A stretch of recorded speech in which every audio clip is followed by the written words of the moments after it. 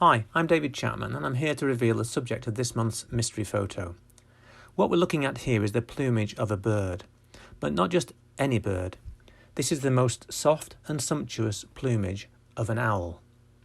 Now, most of our owls hunt at night, so they depend upon their hearing to detect prey. To enable them to hear clearly, they need to have a silent flight. So their feathers are covered in down, which softens the sound of the wings as they pass through the air. Of all of our owls, the barn owl is probably the most familiar to us all because they often fly low over roads at dusk, and as we're driving along, our headlights pick them out almost like ghosts. The barn owl has fantastic hearing.